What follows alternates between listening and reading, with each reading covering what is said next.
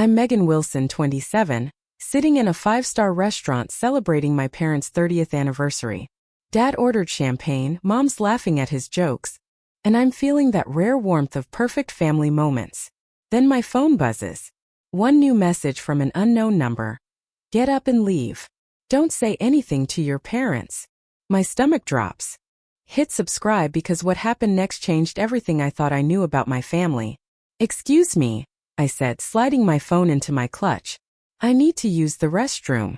Mom nodded, dabbing her lips with a napkin. Don't be too long, sweetie. They're bringing the special anniversary dessert soon. I forced a smile that didn't reach my eyes and walked toward the bathroom, my heels clicking against the marble floor of Le Chateau, the most expensive restaurant in the city. My heart pounded with each step. Once inside the bathroom's pristine sanctuary, I locked myself in a stall and pulled out my phone again. Earlier that day, I'd been so excited about this dinner. I'd spent hours shopping for the perfect gift, a custom photo album chronicling their 3 decades together. Inside, I'd written a heartfelt note about how they were my role models for love and integrity.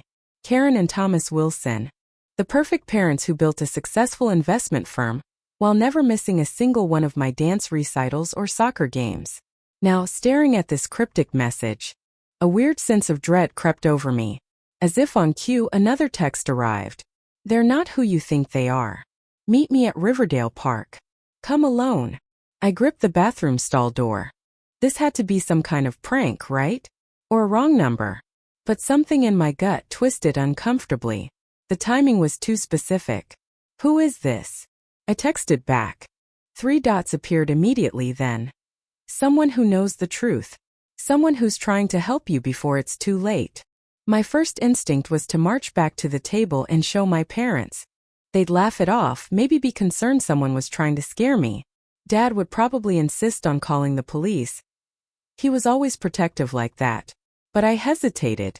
The area code 704.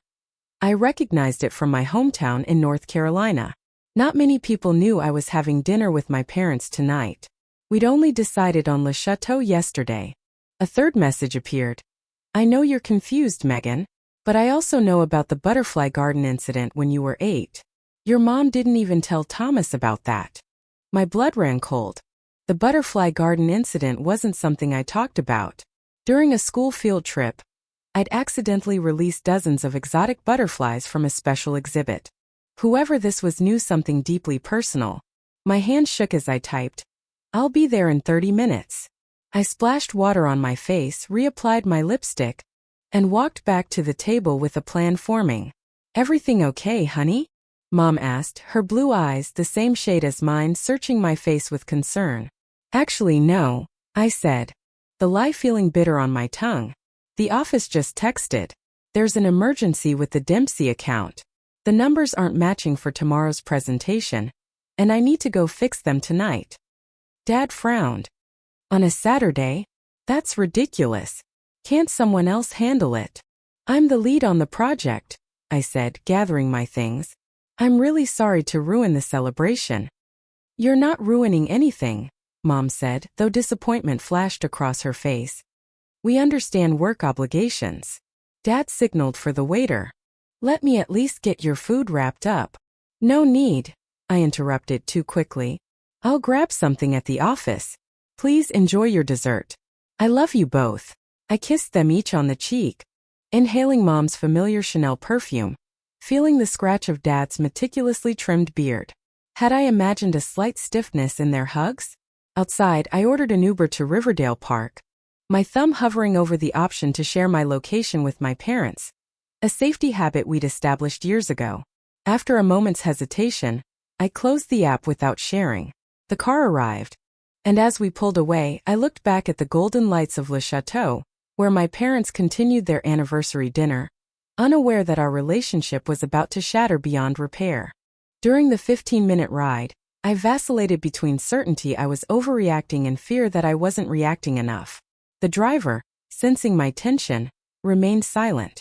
Meanwhile, my phone buzzed repeatedly with texts from Mom. Is everything really okay, Megan? Do you need anything from us? Text when you get to the office safely. Each message twisted the knife of guilt deeper.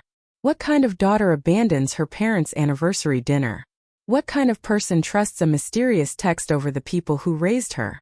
The kind who can't ignore the tremor of truth in her gut, I realized, as the Uber pulled up to the darkened entrance of Riverdale Park. The park looked different at night, more threatening than the sunny spot where I occasionally jogged on weekends. Tall oaks created ominous shadows under the sparse lamplight, and the usually busy paths were deserted. I wrapped my dinner jacket tighter around my dress, already regretting my decision to come alone. "Hello," called out, my voice sounding small in the vastness of the park. "I'm here." A figure emerged from behind a large oak tree about 20 feet away. As he stepped into the lamplight, recognition dawned. Jason?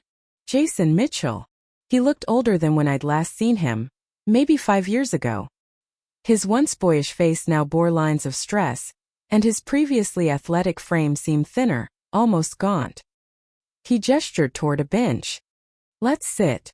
This isn't going to be easy to hear." As we sat, memories flooded back. Jason teaching me to play poker during a family vacation to Lake Tahoe when I was 16. Bringing me a signed copy of my favorite author's book for my high school graduation. Always remembering to ask about my interests when most adults only inquired about college plans. "Your parents are going to be arrested tomorrow morning," he said without preamble. "FBI, SEC, state police. They're all moving in at dawn." I laughed. Actually laughed, it was so absurd. "What are you talking about? Arrested for what? Fraud, money laundering, Ponzi scheme? Take your pick," Jason said, his voice flat. "They've stolen approximately $47 million from about 300 investors over the last decade. That's ridiculous," I snapped, standing up. "My parents run a legitimate investment firm. They help people plan for retirement for their kids' college. They don't steal." Jason didn't react to my anger. Instead, he pulled out his phone and a small portable charger. "I thought you'd say that. Here's a recording from last year's audit, when the SEC first started looking into Wilson Financial. It's your father speaking to their compliance officer." He pressed play and Dad's unmistakable voice filled the quiet night. "All our client files are in perfect order. You won't find anything amiss." He sounded confident, the same tone he used when assuring me there were no monsters under my childhood bed. "That proves nothing," I said. "Of course their files are in order. They run a legitimate business. Keep listening." A moment later, Dad's voice continued. "And even if you did find something, it would lead back to our junior partner, who handles most of the day-to-day operations." My blood ran cold. "He's not talking about you, is he?" Jason's bitter laugh was answer enough. Jason reached into his jacket and pulled out a manila folder. News articles about the investigation, bank statements showing the money trail, emails between your parents discussing which clients to target, usually older people with substantial savings and minimal financial literacy. I skimmed the documents, my education in finance making the evidence painfully clear. These weren't just minor discrepancies or misunderstandings. This was systematic fraud. "My parents helped put me through business school," I whispered. "They donate to charities. They're good people." "They're excellent at appearing to be good people," Jason corrected gently. "That's how con artists succeed." "Why are you telling me this now? Why not years ago?" I tried to stop them from within, then I tried to gather evidence. "I've been working with the FBI for the past year. But there's something else you need to know." He hesitated. "Something I only discovered yesterday." The look on his face made my stomach churn. "What?" "They've been setting you up too, Megan." He pulled out another document. "This is a scan of several investment documents with your signature on them. Except I know you didn't sign these." Pieces started falling into place. The mysterious scholarship that appeared just when my college fund supposedly took a hit during the market downturn. The insistence that I join the family business after graduation. Then their sudden change of heart when I wanted to work elsewhere. The frequent jokes about how I should sign papers without reading them because I could trust family. "There's more," Jason said and pulled out his phone again. "This is from 3 days ago. I was wearing a wire for the FBI." He pressed play and my mother's voice emerged, so calculating it was almost unrecognizable. "If things go south, We have Megan's signatures on the Rosewood accounts. We'll say she was handling those clients. It would only be a few years for her, probably minimum security. And we'll have moved enough offshore to be comfortable once this blows over. My father's response made me physically ill. She's young. She'll bounce back. Family protects family, Karen. And sometimes that means taking one for the team. The recording continued, but I couldn't hear it over the ringing in my ears. I bent over, certain I was going to vomit right there on the park path. I'm sorry, Megan, Jason said, awkwardly patting my back. I really am. But you needed to know before they throw you to the wolves. I don't remember much about the next hour. Jason's voice seemed to come from far away as he explained how he'd discovered my parents' fraud, how they'd threatened him, how he'd spent years gathering evidence while living in fear. At some point, we moved to his car for warmth, where I sat staring blankly at the dashboard while my world imploded. Where will you go tonight? Jason finally asked. You can't go home. They might suspect you've been warned. Home. The word felt hollow. The elegant townhouse where I'd grown up suddenly seemed like an elaborate stage set, beautiful but fake. I don't know. I whispered. My apartment was paid for with my salary from Wilson Financial, where I'd worked briefly after college. Was that money tainted too? Was anything in my life real? My phone had been buzzing consistently. 12 missed calls from Mom, 7 from Dad, and a stream of increasingly worried texts. Megan, please call us. Are you okay? We're getting concerned. Should we come to your office? Jason glanced at my phone. They're probably worried you've been tipped off. Or they're actually concerned parents wondering why their daughter isn't responding. I snapped, then immediately deflated. I don't know what to believe anymore. You can stay with my sister tonight, Jason offered. Allison has a spare room and she's discreet. We'll figure out next steps in the morning. As we drove to Allison's apartment, fragments of memories flashed through my mind, clues I should have seen. Her expression shifting from confusion to sympathy when Jason explained the situation. The guest room is yours for as long as you need, she said, showing me to a small but neat bedroom. Only to be awakened by Allison's gentle knock. Megan? You might want to see this. She handed me her tablet, open to a breaking news story. Financial advisors Thomas and Karen Wilson arrested in massive fraud scheme. The article detailed early morning arrests at their home, allegations of a Ponzi scheme dating back 12 years, and estimates of client losses exceeding $40 million. There was video footage, my mother in her bathrobe, being escorted to a police car. My father, still adjusting his hastily donned suit jacket, claiming loudly, "This is a misunderstanding. We've done nothing wrong." Then came the part that made my blood freeze. The Wilsons claimed their daughter, Megan Wilson, was involved in managing fraudulent accounts. Authorities are currently seeking to question her.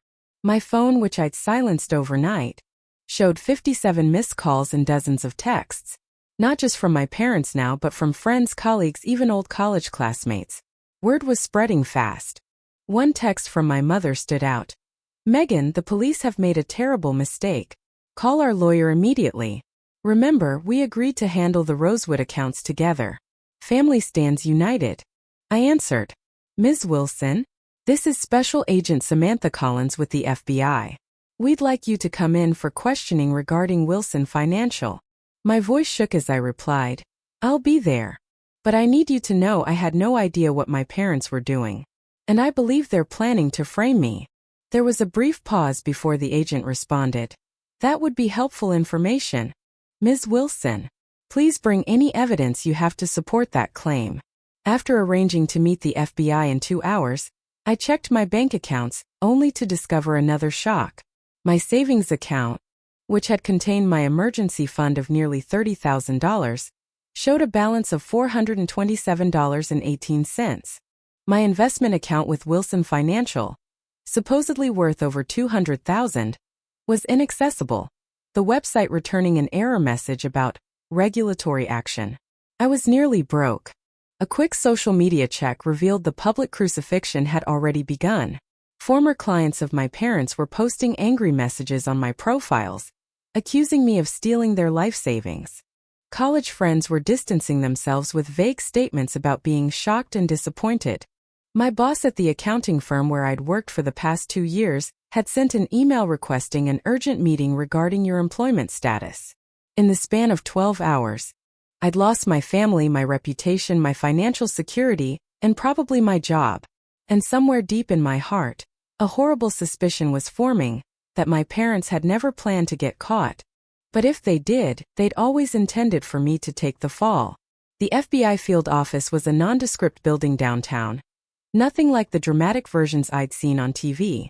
Inside, Special Agent Samantha Collins led me to a small interview room with uncomfortable chairs and a table bolted to the floor. "Ms. Wilson, I should inform you that while you're not under arrest, anything you say can be used in subsequent legal proceedings," she said, setting up a recording device. "You have the right to have an attorney present." "I can't afford an attorney right now," I said, my voice hollow. "But I want to cooperate fully." I had no knowledge of my parents' activities. Agent Collins studied me with sharp green eyes that seemed to catalog every facial expression. "Let's start with your role at Wilson Financial." I worked there briefly after college. For about 8 months in their client relations department. I wasn't involved in investment decisions or account management. Yet we've found numerous documents with your signature authorizing transfers between accounts flagged as fraudulent. My heart sank. Those signatures were forged. I've brought samples of my actual signature for comparison. I slid across the documents Jason had helped me compile overnight. For the next 3 hours, I answered questions about my parents' business practices, my financial knowledge, my access to company systems, and my own finances. I explained how Jason had warned me, showing Agent Collins the texts and playing the recordings he'd provided. "This recording of your parents discussing using you as a scapegoat is concerning," Agent Collins admitted. "But we'll need to verify its authenticity."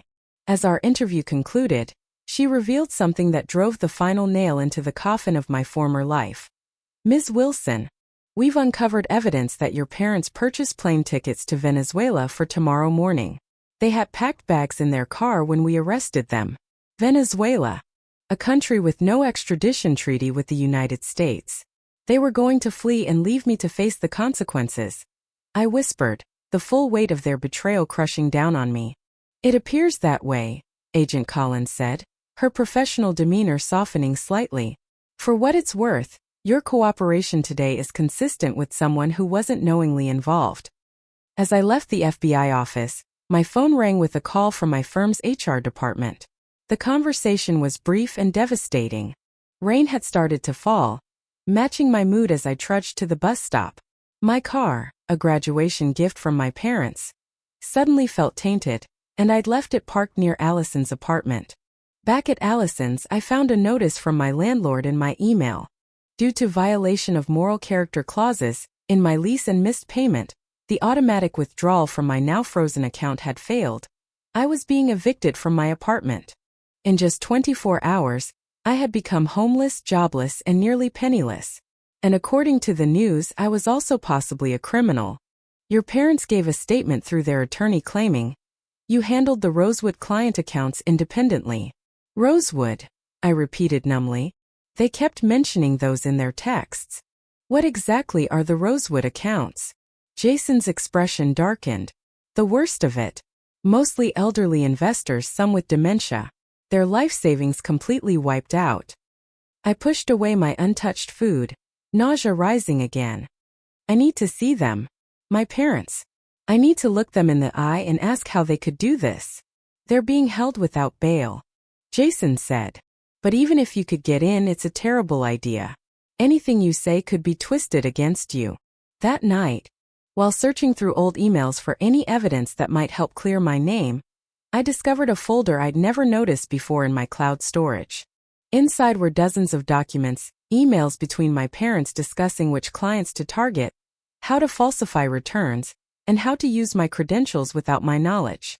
There were also meticulous notes on how to frame Jason if authorities ever got close, and later how to set me up to take the blame if necessary.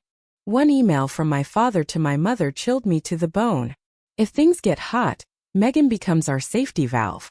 The Rosewood signatures are perfect. Johnson did an excellent job matching her handwriting.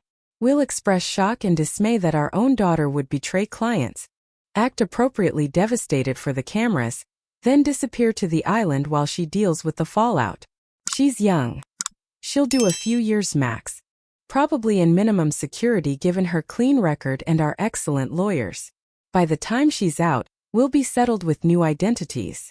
My mother's reply was equally callous. She'll be fine. She's always been resilient. And really, Thomas, we've given her everything her whole life. It's the least she could do for us.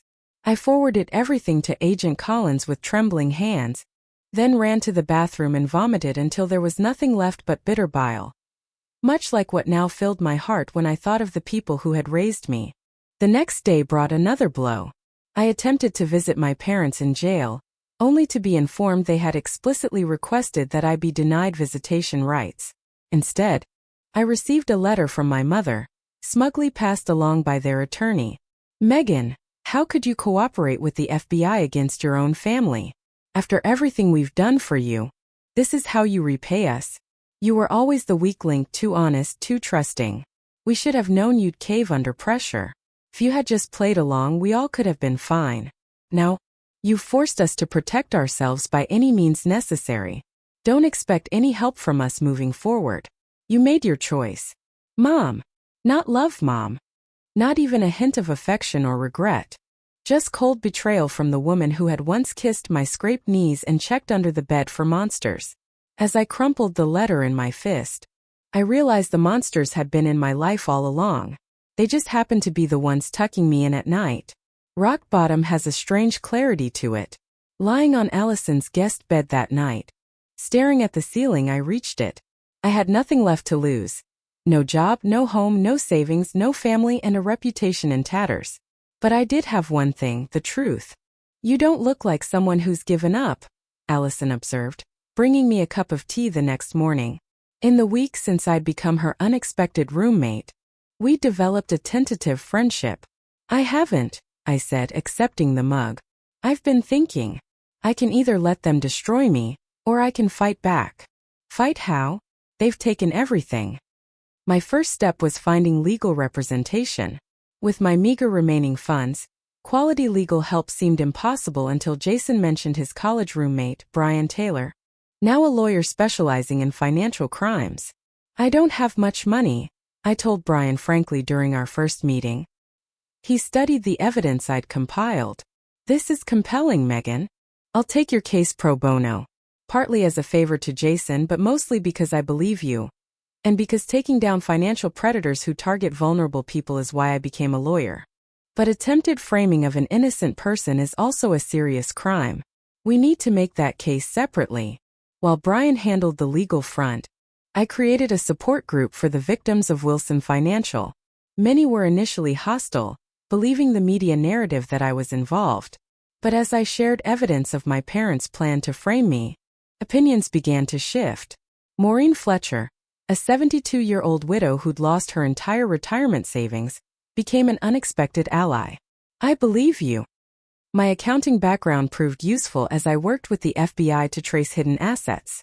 My parents had been clever but not infallible. Agent Collins brought me in as a consultant, using my intimate knowledge of my parents' habits and preferences to identify potential hiding spots for stolen funds. They always talked about retiring to a beach, I told her. But my father actually hates sand. Look for property near water but with rocky shores. This insight led to the discovery of a multimillion-dollar property in Maine, purchased through a shell company. Other tips helped uncover accounts in the Cayman Islands and Singapore. Not everyone was supportive of my efforts. I received threatening phone calls from my parents' associates, people I'd once considered family friends who were likely complicit in the fraud. Online harassment became so severe that I had to abandon social media altogether. Former friends who reached out often had ulterior motives. Usually journalists looking for insider information or morbid curiosity seekers wanting to know how it felt to be betrayed so completely. But amid the darkness, new genuine connections formed. Allison's initial reluctance to have me in her home evolved into sisterly protectiveness. Her friends gradually accepted me into their circle, offering a support system I'd never expected. You know what amazes me about you? Allison said one evening as we shared a bottle of wine on her tiny balcony. You could have run away, changed your name, started over somewhere else. Instead, you're walking straight into the fire every day to help people you don't even know. I considered this. They're not strangers anymore. And running away would mean my parents win. They already took my past. I won't let them take my future too. The breakthrough came 4 months after my parents' arrest. Working with Agent Collins, I identified an offshore account containing over $12 million. Money that could be returned to victims. The discovery made headlines, shifting the narrative around my involvement. Fraudster's daughter helps recover millions, replaced Wilson financial heir suspected in Ponzi scheme. Vindication was bittersweet, but it was vindication nonetheless. As my parents' trial approached, I prepared to testify against them. The most difficult decision I'd ever had to make. Brian helped me rehearse my testimony, anticipating the aggressive cross-examination I would face from my parents' defense team. They'll try to paint you as vengeful, as complicit, as confused, he warned. Remember, stick to the facts. Stay calm and tell your truth. The night before the trial, I couldn't sleep. I found myself looking through old family photos, trying to reconcile the loving parents in those images with the calculating criminals revealed in their emails and recordings. Had they always been this way? Had there ever been genuine love? Or was I simply another investment they'd cultivated for potential future use? I would probably never know. But as dawn broke on the day I would testify against the people who gave me life, I made peace with the uncertainty. The truth, however painful, was preferable to the comfortable lies I'd lived with for 27 years. The federal courthouse was imposing. All marble columns and solemn authority. Inside, I took the witness stand, avoiding looking directly at my parents seated at the defense table. When I finally did glance their way, I was struck by how ordinary they appeared. My father in his favorite navy suit, my mother's hair perfectly styled as always. They could have been heading to a charity gala rather than facing decades in prison. Ms. Wilson, the prosecutor began, please tell the court about your discovery of the documents in your cloud storage. For the next 3 hours, I detailed everything: finding Jason's text at the restaurant, discovering the evidence, learning about the Rosewood accounts, finding my forged signatures, uncovering their plans to flee and frame me. Throughout my testimony, I felt my parents' eyes boring into me, but I didn't falter. The defense attorney's cross-examination was brutal, insinuating I had been an active participant who turned on my parents to save myself. He produced emails showing my awareness of client accounts, conveniently omitting the fact that my involvement had been limited to standard client relations, not investment decisions. Isn't it true that you're testifying against your parents to secure immunity for yourself? He demanded. No, I said calmly. I'm testifying because it's the truth. My parents stole from hundreds of people and plan to let me take the blame. The victims deserve justice, even if that means testifying against my own family. The trial lasted 3 weeks. When the verdict finally came, it was unanimous. Guilty on all counts. Thomas and Karen Wilson were each sentenced to 15 years in federal prison, with no possibility of parole for at least 10. Additionally, all their assets were to be liquidated to repay victims. As the judge delivered the sentence, my mother finally looked at me. Really looked at me. For the first time since her arrest. There was no remorse in her eyes, only cold fury at having been caught and convicted. After the sentencing, I approached the defense table. Security tensed, but I kept my distance. I have just one question, I said, my voice steady despite the hurricane of emotions inside me. Was any of it real? Did you ever actually love me? Or was I always just a contingency plan? My father looked away, but my mother held my gaze. We gave you everything, Megan. A beautiful home, the best education, every advantage. If that's not love, I don't know what is. In that moment, I understood completely. To my parents, love was transactional, a series of investments with expected returns. They had never known what real love was. You gave me things, I corrected quietly. What you never gave me was truth or loyalty. I would have traded all the advantages for parents who weren't planning to sacrifice me to save themselves. I straightened my shoulders. Goodbye, Karen. Goodbye, Thomas. I used their first names deliberately, watching them flinch. Then I walked away, not as their daughter, but as my own person, perhaps for the first time in my life. 6 months later, I sat in my new office at Sentinel Financial Securities, where I'd been hired specifically for their fraud prevention division. My experience had made me particularly qualified to identify warning signs of financial misconduct. On my desk sat a small crystal butterfly, a reminder that even after complete metamorphosis, some essence of the original remains. The Wilson Financial Victims Recovery Foundation, which I'd established with Jason and Allison, had managed to recover nearly 60% of the stolen funds. It wasn't everything, but for people like Maureen Fletcher, it meant not having to sell their homes or rely entirely on Social Security. "You have a visitor," my assistant announced, showing an Agent Collins. "Congratulations on the new position," she said, taking in my office. "It suits you." "Thank you. What brings you here?" She placed a folder on my desk. "Your parents' appeals were denied this morning. Thought you'd want to know." I nodded, feeling nothing but a dull ache where grief should be. "Any progress on the missing funds?" "We've traced another account in Belize. About $3 million. It should be released to the victims' fund next month." After she left, I opened my desk drawer and removed a letter that had arrived from the Federal Correctional Facility where my mother was serving her sentence. Unlike her first cold message, this one contained something I never expected. A confession. "It started small," she wrote, "moving money between accounts to cover losses, creating fake returns to keep clients happy. By the time we realized how deep we were, there was no way out except forward. Using your signature was Thomas's idea. I didn't want to, but we were desperate.